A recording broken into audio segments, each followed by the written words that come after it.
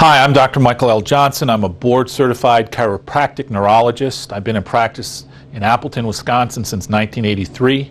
I'm the author of this book, What Do You Do When the Medications Don't Work? A non-drug treatment of dizziness, migraine headaches, fibromyalgia, and other chronic conditions. I also consult with over 1,000 chiropractors across the country. You can go to our website, lifechangingcare.com. That's lifechangingcare.com. I show doctors across the country, actually worldwide now. So I have some doctors in Mexico and some in Europe and Canada. Don't want to leave the Canadians out. But I have doctors worldwide that I show them how to treat early stage Alzheimer's and dementia. My guess is you've been playing Russian roulette with medication, and I'm not telling you to stop taking the medication. Don't misunderstand me. I'm not here to practice medicine without a license. I'm here to offer you an alternative treatment source.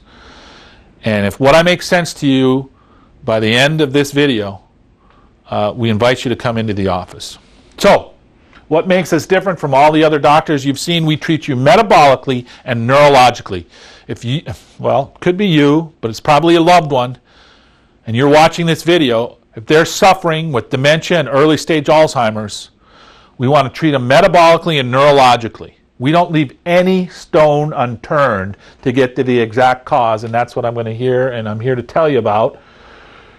So the first thing we're going to do is specific metabolic testing, folks. We're going to do blood work. And you can say, well, we've had blood work, it's normal. Granted, I trust that. It's normal with the lab ranges. They're very broad. For instance, we run TSH, thyroid stimulating hormone. The thyroid controls all body metabolism.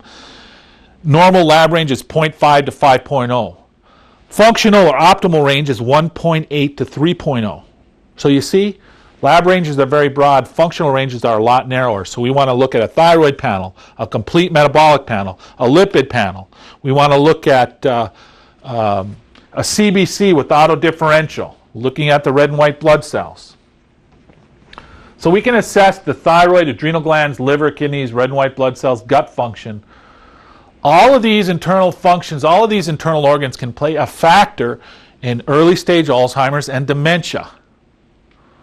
We want to look at sensitivity testing. If your loved one is sensitive to gluten, milk, soy, eggs, and yeast, that could be causing inflammation in the brain. It could be causing the reason that they are suffering with early stage Alzheimer's and dementia. Is it the only cause? No. I'm saying it's a possibility. I understand. I get Alzheimer's. Got it. Amyloid plaquing. Well, what's causing the death of the brain cells in the first place? You know, it's just too easy to push medications on people. Say, oh, that didn't work? Well, try this one. And again, I'm not saying don't take medications. I am saying I take this very seriously. And if you are serious about your health, this is something you want to listen to very carefully. So, sensitivity testing. If you or your loved one is sensitive to gluten, what is gluten? Wheat, rye, oats, barley, or soy or milk, eggs, or yeast, that could be contributing to their condition. That's why they're suffering with early stage Alzheimer's or dementia.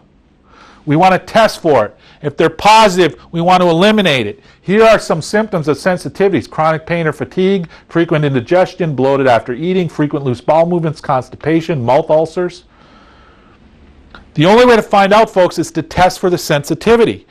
We're going to want to look at their adrenal glands via adrenal stress index, especially if they have insomnia or they have blood sugar issues. Your adrenal glands are your stress glands. I guarantee you, if you or your loved one is suffering from early stage Alzheimer's or dementia, the adrenal glands are bound to be affected. You want to test for it. We want to look at their immune panels.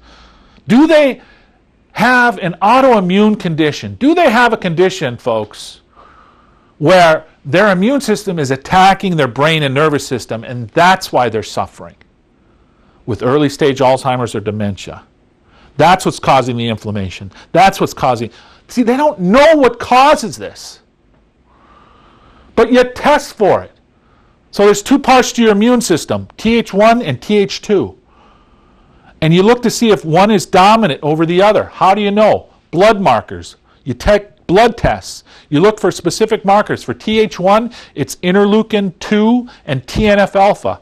For Th2, it's interleukin-4 and interleukin-10. So I have, for instance, you come in and I have, as a patient, I have high interleukin-2. You're Th1 dominant. Or I have high interleukin-10. You're Th2 dominant. The only way to know is to test for it. That's how you know if they're autoimmune. That's how you know if their immune system is attacking their brain and nervous system.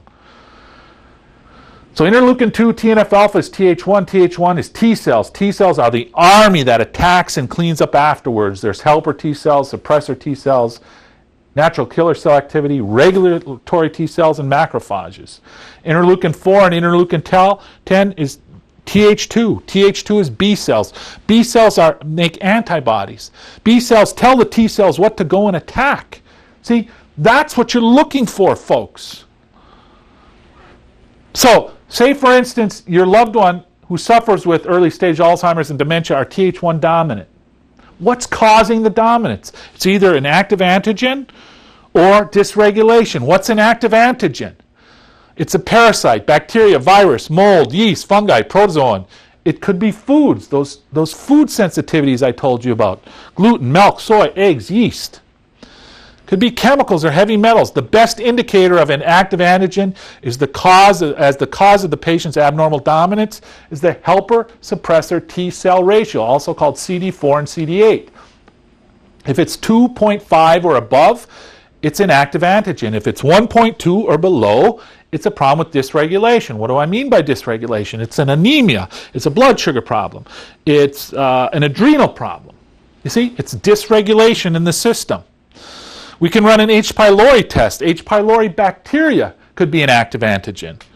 We may look at intestinal permeability. Leaky gut syndrome can be a factor here. What is leaky gut? It describes a condition of altered or damaged bowel lining caused by antibiotics, toxins, poor diet, parasites, or infections. See, folks, all these things come into play. And I guarantee you, there isn't anybody out there that has told you this, because all they want to do is give you medications. And yet, your loved one just keeps slowly sliding downhill with the early stage Alzheimer's or dementia.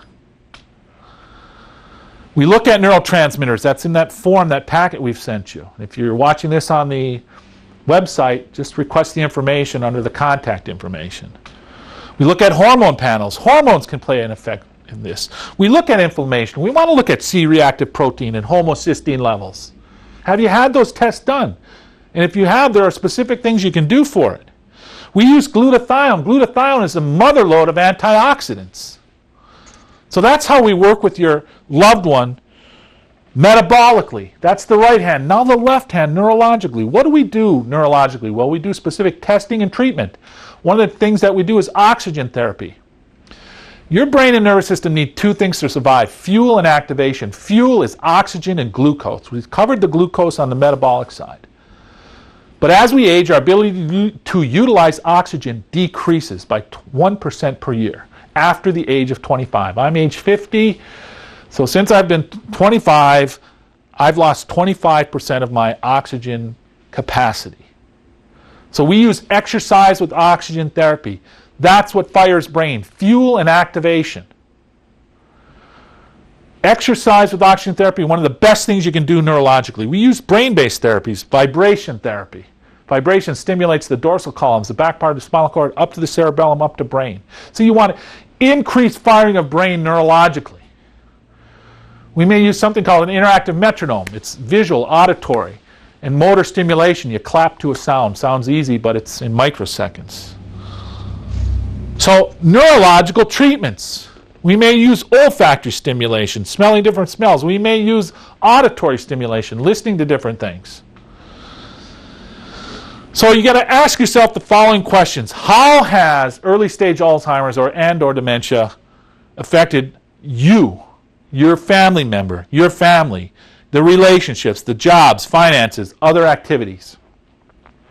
What does it cost you in time, money, happiness, and sleep? Where do you picture yourself or your loved one in 3 to 5 years? And finally, what is it worth to you? And the reason I ask that is because I want serious